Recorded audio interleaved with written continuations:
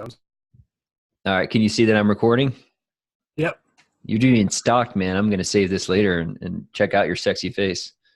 Cool. Yeah. Well, awesome, dude. I'm glad you're on here. Thanks for being here. Yeah, man. About time. Yeah, I know. So Rhet and I did our first podcast about 6 years ago in Edwardsville, Yeah.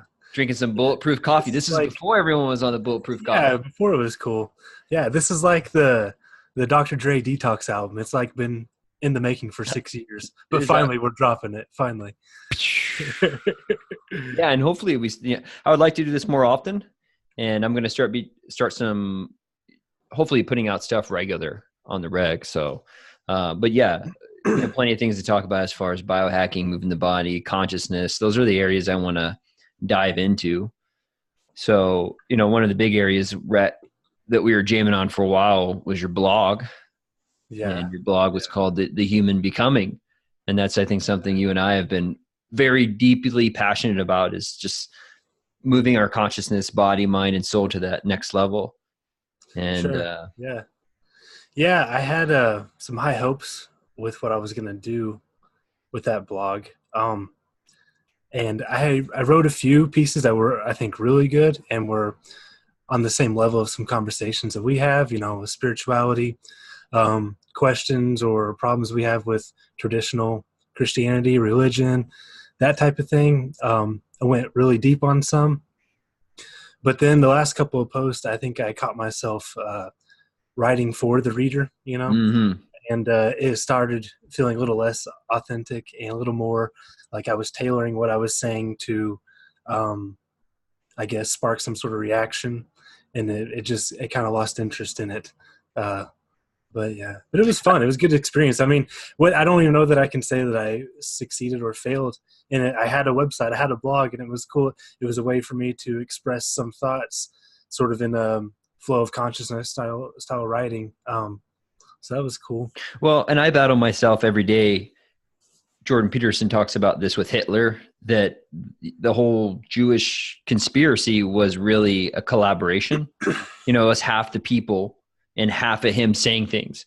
And I see this all the time now, that people start doing stuff and then they have to follow the feedback from the crowd. So what is the proper level of doing something in your life that you're passionate about? Because you get on stage and you start doing something that you want to do and you get no feedback, right? Like, say that you start writing about, well, I think Jesus was actually an alien. And people are like, that's dumb. But you're like, Jesus is the savior. And everyone's like, oh, that's great. So then you start saying more things like Jesus is the savior. It's attention, at least. Yeah, well, it's funny because I posted today. I haven't posted on Facebook in forever. I put today, I've gained 20 pounds since Christy got pregnant.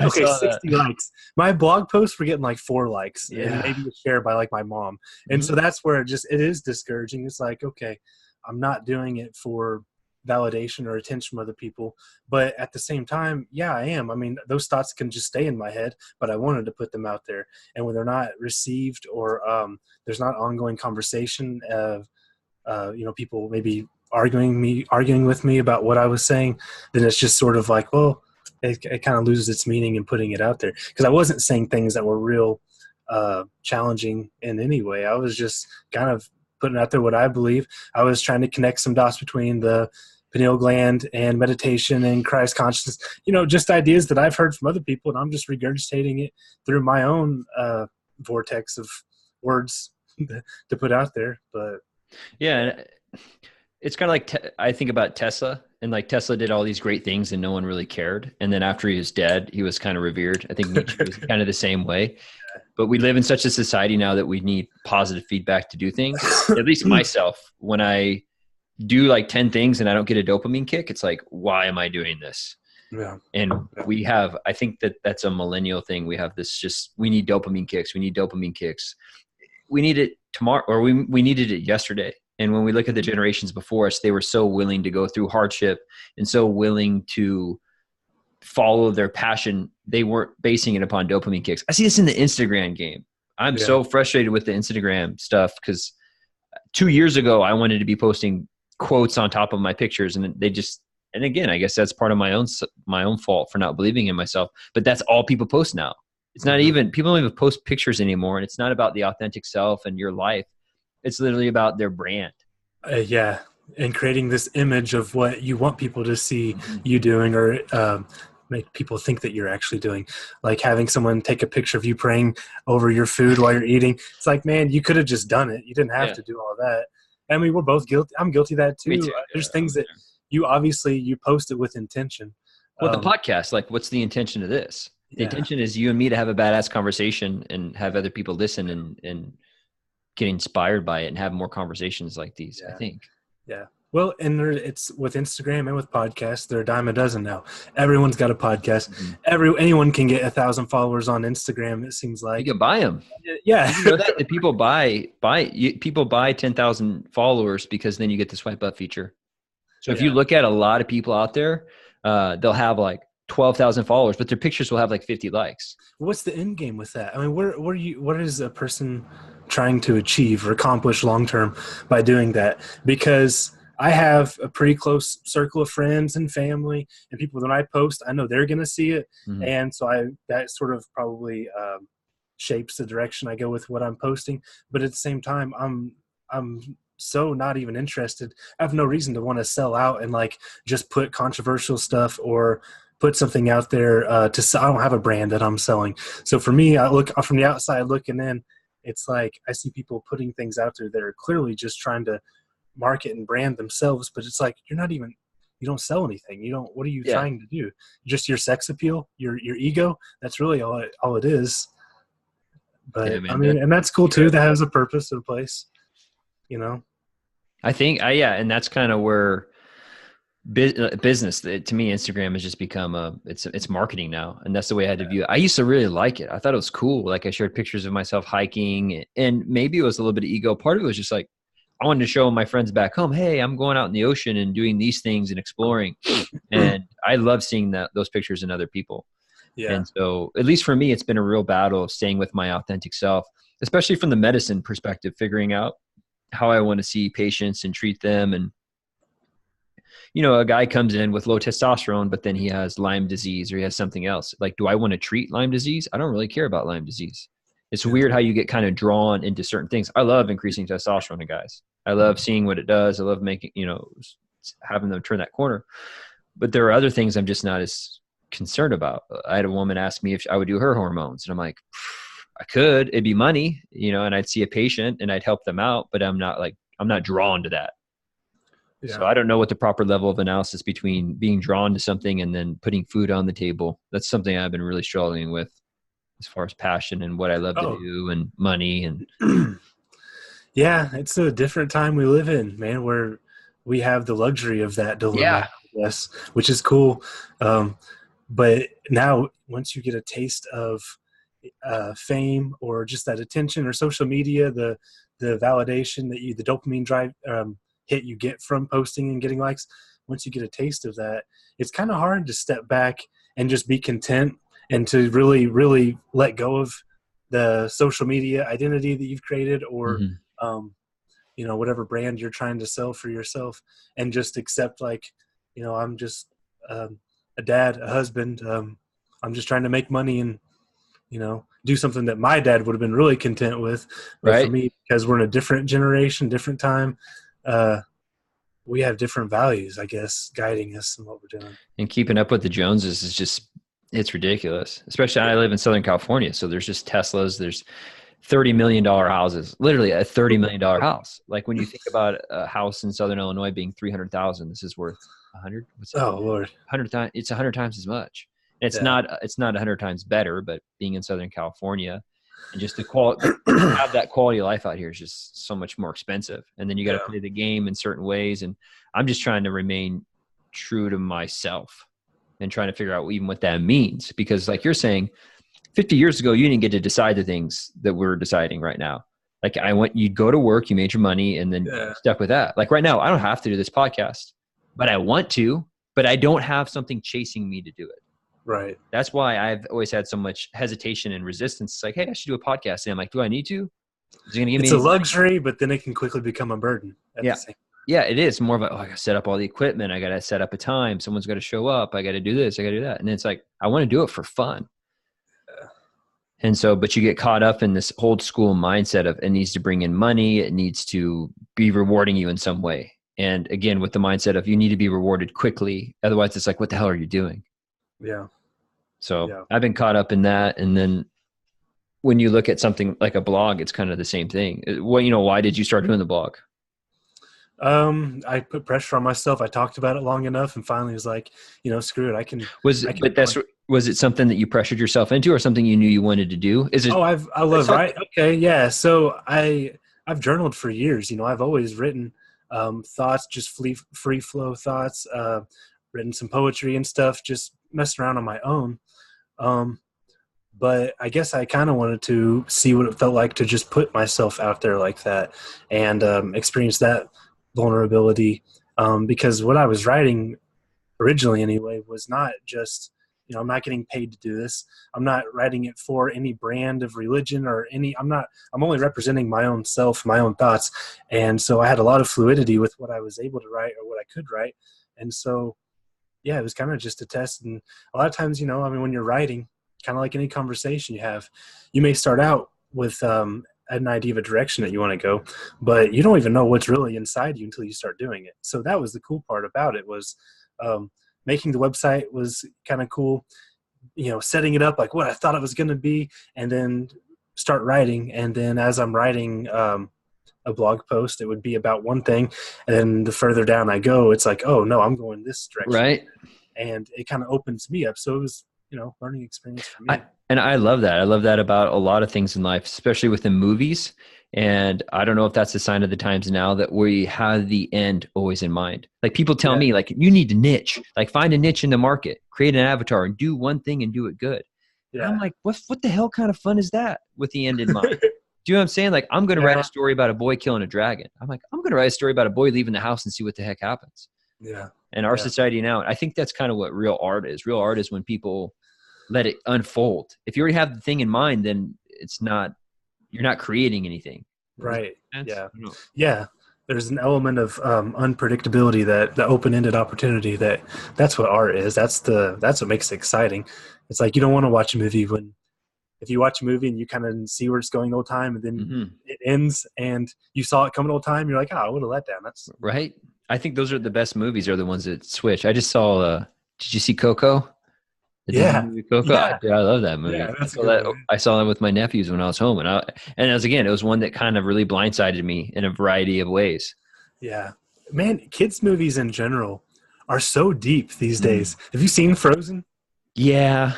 Oh my gosh. It's so like the archetypes that these characters fall into are so wildly different than the ones that, the Beauty and the Beast and Bro and Sleeping Beauty. It's changing so much, and there's so many lessons in these kids' movies that I love watching them with the kids. Oh yeah. Moana, the one with the rock. Yeah, I loved Moana. I loved that one. I like Coco. Frozen, I felt was a little bit agentified. Like I thought it was like. I think they had to. That was the point of it. It was like, true love, not a man rescuing the woman. It was sister love. So, which that's cool. Yeah, and there are different, like you said, different archetypes arising, and I get into that with my buddy Miles out here. We talk about the hero's myth, and he says, and hopefully I think I'll have him in the podcast the next couple of episodes. He's like, we need to rewrite the myth. And I'm like, dude, I don't know if we can do that, because I think myth has been something that kind of, from an evolutionary perspective, grew out. Same thing with these archetypes and these. There's a reason when you watch a movie it makes sense or it feels right. But we are getting to the point now where we create our own passions or we create our own jobs, where usually you didn't. You just kind of got handed things on a plate and you were satisfied with them. Yeah. So I don't know. Is the myth replaying itself over and over throughout history because it's something that is ingrained in us, like culturally, or is this something that genetically, like we have this drive? Like you want to talk like the hero's myth, the Christ conscious, like the guy like is born, transforms, becomes a badass kind of thing. Like that's kind of our myth right now. And I think it's what's even more strange, at least in my sense. I always felt like when I was younger that I was like a warrior, like being an athlete, competitor. I love grinding. I love like butting heads with people. And it's weird because we're being put in a world now where butting heads is like not as acceptable. right? Like the whole like Yeah. masculine and like, Yeah. I'm being too mean about stuff. And where it used to be like, come on, you pussy, do this. And like, you can't say that stuff anymore. No. Like as a guy, you can't cuss at each other. And I'm just kind of curious where this is all going to And go. that's where I feel like it's important to stay strong on that front, because you're right. And competition is so healthy, and people can overdo it, obviously. But when you eliminate that from, I mean, that's such a fundamental human element I think so. that people, the reason why it's been watered down and I guess eradicated from society is because someone has to lose, and enough people have lost and thrown enough of a snowflake fit about it to where it then becomes it's shaming, and it's intolerance of someone who lost or is less dominant in any given field. I was telling Christy this, like something that has been overlooked by me, but as I've gotten older, I guess, I grew up playing sports too. I was obsessed with video game sports, watching sports, playing sports. Like I lived for it. And then I got to, early mid-20s, and I just sort of, I guess I lost interest in it a little bit, but my attention just went in different directions that I used to not pay so much attention to. Like reading and things that were a little bit less competitive, a little more intellectual, I guess. But the downside to that is, man, that's so much a part of my identity. Right. And you bundled it up. Yeah, I bundled it up. And not just, I've been watching football this year and watching some sports on TV where I really, the last 4 or 5 years, have barely done it at all. And if you can just it's almost like a meditative practice. If you can just not think about the rest of the world for a minute and just get into this competition that's going on, whether you have interest in either team or any players or whatever, just getting into it, it's such an exciting feeling. We had a staff versus students game the last day of school. I got in on that, and I mean, it was fun. It was competition, I mean, it's something that you can hardly get anywhere else other than in the arena. You know? And that's one thing I've noticed since once I got in medical school, I was studying all the time. And then when I'm away from studying, I'm thinking about studying. And it's so hard to stop the anxiety. Like, oh shit, I gotta do this, I gotta do that. And I have it now after I've graduated. And I started noticing that when I was playing basketball, ultimate frisbee, surfing, when I'm doing those things, it's like you have to focus 100%. And I think you kind of hit on something there from the human spirit. The need for competition is, the game Catan. Have you played the board game Catan? No. You need to play it. It's like Risk and Monopoly put together. You'll be obsessed. I promise you. I promise. Like, get it. Go play it with Pablo and Logan. You guys will. You can get fired up. Okay, like really. And what I noticed was when I would play those, my anxiety about the rest of the world went down. Yeah. And I think that's probably one of the advantages. Same thing. Like you're on the free throw line with the game on the line. You're not thinking about your bills you have to pay or how that person screwed you over. And maybe it's that I'm in Southern California now, but in the last 5 years, and a lot of it's a reflection of myself, the levels of anxiety I think are going up in people. I don't know if that's been true in your sphere of people and friends, but everyone I'm around is just anxious to get things done all the time. Yeah. But I don't know. Yeah, I think it's just more anxious whenever they're actually having to interact with other people too. So maybe that's part of it. Yeah, social anxiety for sure. Less face-to-face interaction, less human eye contact, physical touch. So whenever you are forced to deal with it, it's like, oh shit, I've been in this like my own little world for so long. Now I'm interacting with another human. It can, spike your anxiety up a little bit. Yeah, and the world's changing in such a way from where you had to be social all the time. Just sitting in line when you used to have to sit in the grocery line and you would talk to people. I got in my Uber driver on the way home and I'm like, the Uber driver's talking to me.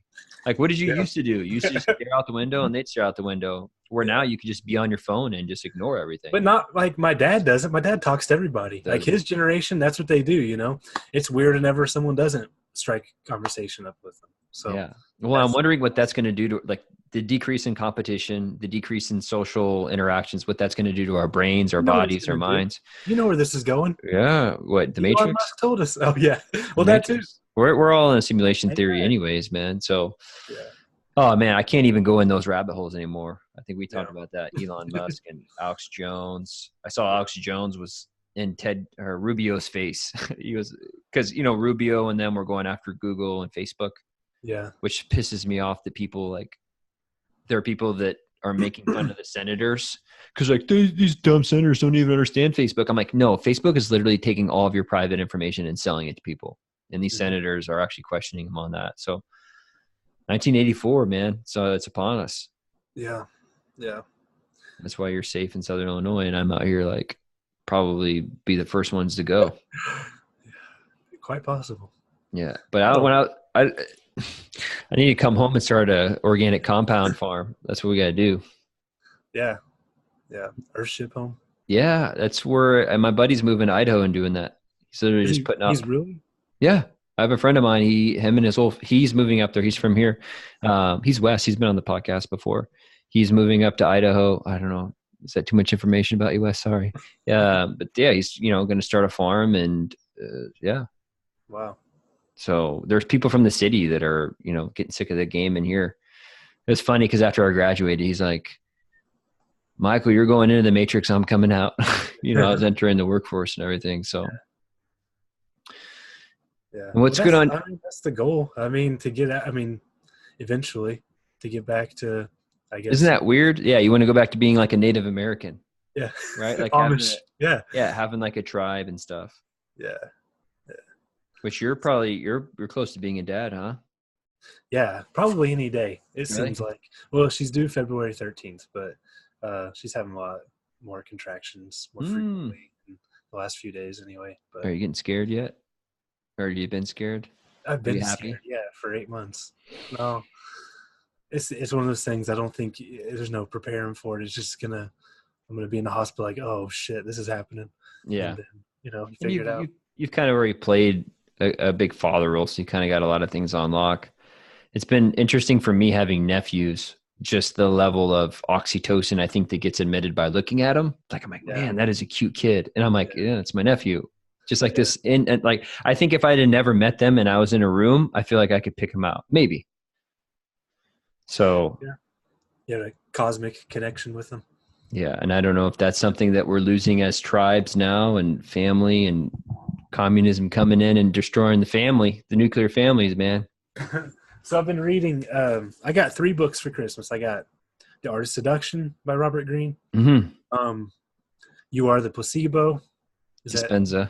Mm-hmm. And then Sapiens by, I can't think of who wrote that. Yeah. So I got them all for Christmas. I've read about 20 pages of each so far. Yep. And it's funny because like they're wildly different topics, but really they're all getting to the same thing. And why I'm interested in them, they're all about, human nature and, explaining our behaviors and individually or society, I guess. Mm-hmm. The Sapiens one.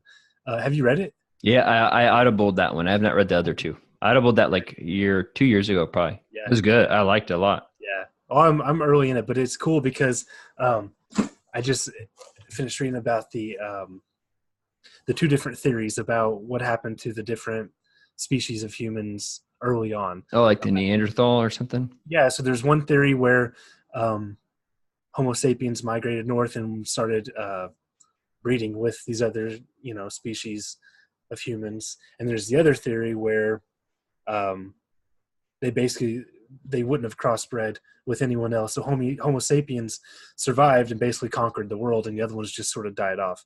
And so it's cool though, because going back to Hitler, the theory was that, there was one race that was superior to others, and genetically superior, meaning another race is genetically inferior. So with one of these theories, that I think it was like in 2010 or so, when they started finding the Neanderthal DNA being prevalent in lots of humans still. So that shuts out. Neanderthals couldn't have just died out because we still have that DNA, or parts of that still in our DNA. So there was some breeding going on, but then that raises questions about the differences that aren't so negligible in races, like not just skin color, but actual other genetic differences. Mm-hmm. But it's really fascinating, and it takes me a while to read these books because they're all a little over my head, but oh, definitely. It's really cool. I really liked Sapiens, and The one thing that I'm also still struggling with is the whole like the metaphysical and where that comes in a book like Sapiens. I felt like I think he left that out. I don't want to spoil it for you, but I don't remember there being any type of integration. Yeah. I heard him on Sam Harris's podcast, and they were kind of mocking the supernatural. Okay. I could feel that after I got Sam Harris's podcast, but yeah, I could kind of feel that towards the end of the book. I think he kind of wrapped up and I'm at the point in my life where I want to look for magic. Did you see the Tomb Raider with Laura Croft? Yeah. No, I've not seen it. It was pretty good. Yeah. It was pretty good. Overall, I liked it. Yeah, I'm to the point where number one, just because you can explain things doesn't mean it's not magic. For instance, in the movie, I'll ruin some stuff. Well, do I want to ruin? It's just like if you can explain why something can fly doesn't mean it's not as cool, right? Like, well, that's just using combustions to speed, propel an propeller and then fly in the sky. Like that's still really cool. You're still flying. Yeah. And we do that now. I think anytime something cool happens, like for instance, if you would say, oh, well, olive oil helps treat eczema. It's like, well, it's just because it's a liposomal, blah, blah, blah, blah, blah, blah, blah, blah. And I'm like, yeah, but it still works. It's like, well, it's not because of the magic. It's because it actually does stuff. Do you know what I'm saying? Yeah. It's sort of autistic Asperger behavior. Yeah. I mean, thinking like to eliminate any wow factor of anything and just specifically factual, or to like, I don't know, break it down to a point where it's explainable. And really, when you do that, though, to disregard anything that is not quite explainable. I don't know, dude. Neil deGrasse Tyson does that a lot too. And I get it; he's a scientist. That's his shtick. He tries to. But he does like that. Yeah, he does. He does that too, just to stick to his guns, I guess. But like the sun is the son of God. I'm like, well, the sun provides all life to everything. What is a God? Like it's just a burning ball of gas that's in the center of our solar system. But like, yeah, everything here came from that, literally. You know what I mean? Like all the atoms in us came from that star, everything. So therefore, it created all of us and it gives us all life. If it dies, we die. I'm like, what the hell? That's a God, in my opinion. It's like, well, you're just explaining it in a different way. But I'm like, that's the same definition of a God. Really? Well, that's the difference in like a scientist and a poet. Like the movie Contact. Do you remember that movie? I never saw it. Okay, so I think it's actually a book by Carl Sagan. I heard that. They made a movie out of it. So Jodie Foster's in it.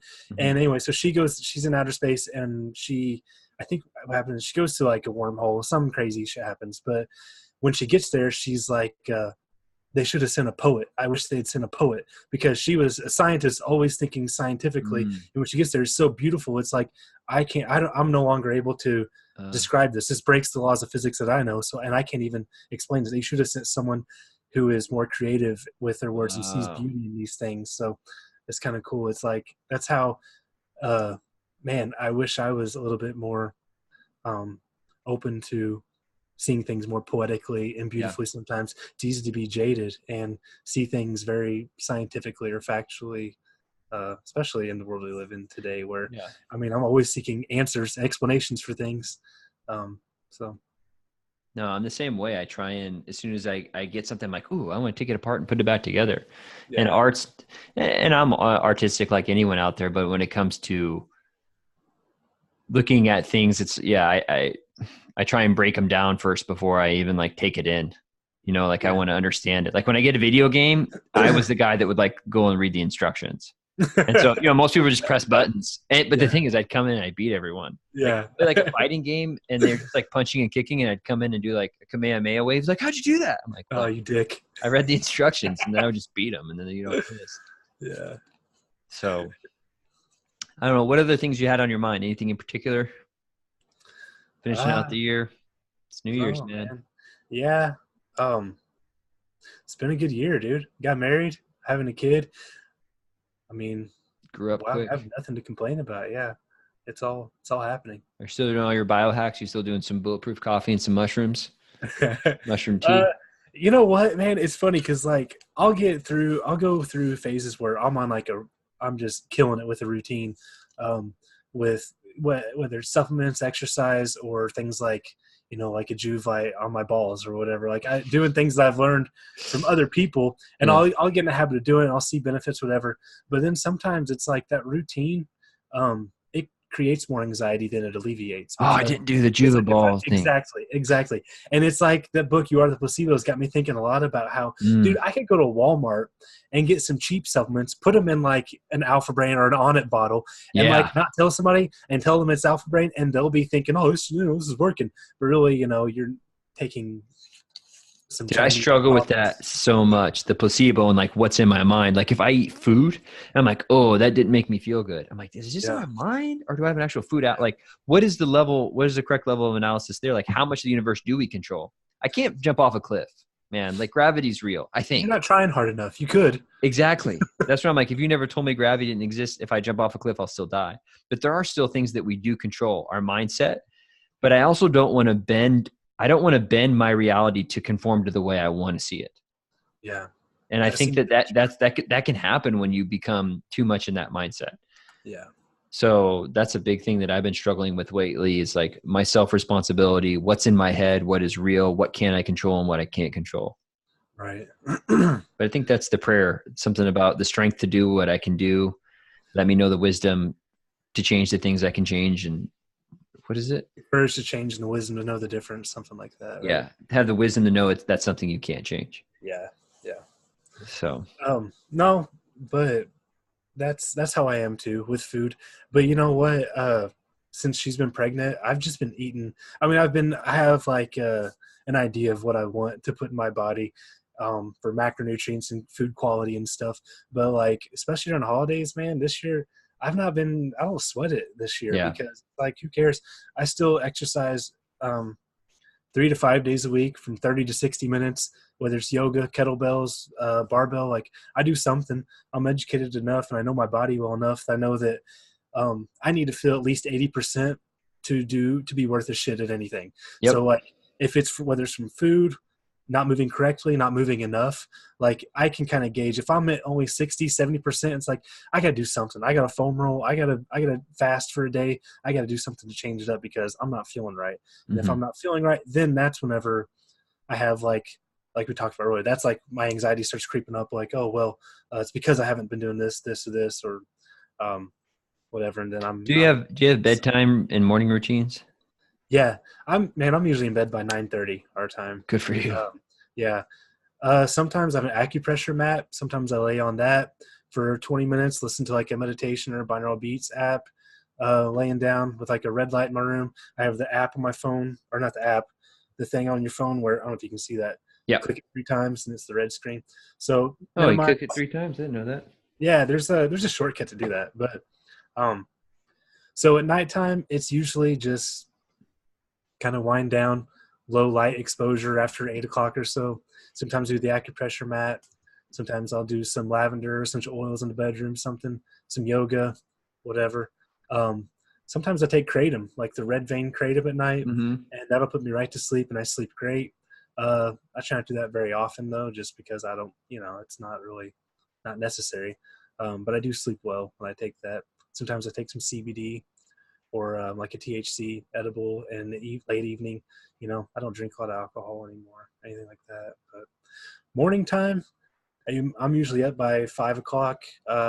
First thing I do is make some tea or like some kind of hot drink, where that's where I'll do like some mushrooms or coffee, some kind of or yerba mate, something like that.